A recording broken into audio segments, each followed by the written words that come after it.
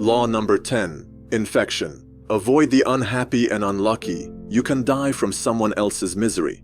Emotional states are as infectious as diseases. You may feel you are helping the drowning man, but you are only precipitating your own disaster. The unfortunate sometimes draw misfortune on themselves. They will also draw it on you. Associate with the happy and fortunate instead. The infector possesses an inward instability that radiates outward, drawing disaster to all that they touch.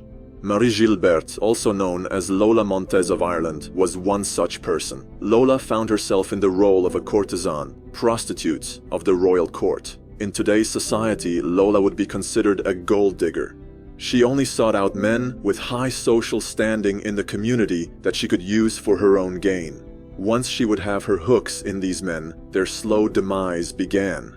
One of her victims was King Ludwig of Bavaria, who felt compelled to help Lola. Yet once he was warned of the dangers of his affair with her, he could not seem to resist Lola's aura, and almost found his once peaceful country in a state of civil war. It was not until then that the king finally ordered Lola to leave, but a month after she left, King Ludwig was forced to relinquish his throne. There are many men who suffered because of their association with Lola Montez.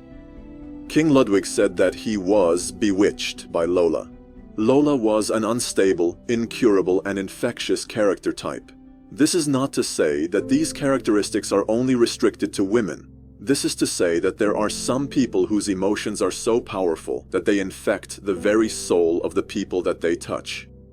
How to recognize an infector? 1. They draw misfortune upon themselves. 2.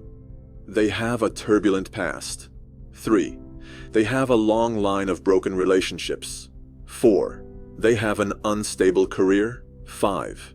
They have a forceful character that sweeps you up and makes you lose reason. 6. They have a desire to destroy and unsettle and is chronically dissatisfied. 7. Look at the effect that they have on the world around them. What to do when you meet an infector? 1. Don't argue with them. This is part of how they trap you. 2. Don't try to help them no matter what they say. 3. Don't pass the person on to your friends or you will become enmeshed. 4. Flee the infector's presence or suffer the consequences. Learn to fear the power of infection. The risk of associating with infectors is that you will waste valuable time and energy trying to free yourself. Through a kind of guilt by association, you will also suffer in the eyes of others.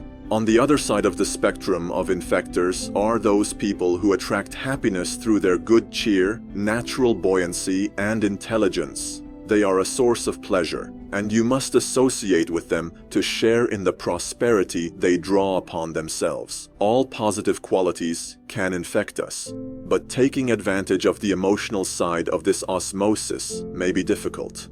5 ways to affect positive change through your associations. 1. If you are miserly by nature, associate with the generous, and they will infect you, opening up everything that is tight and restricted in you. Only generous souls attain greatness. 2. If you are gloomy, gravitate to the cheerful. 3. If you are prone to isolation, force yourself to befriend the gregarious. Recognize the fortunate so that you may choose their company, and the unfortunate so that you may avoid them. Misfortune is usually the crime of folly, and among those who suffer from it, there is no malady more contagious. Never open your door to the least of misfortunes, for if you do, many others will follow in its train.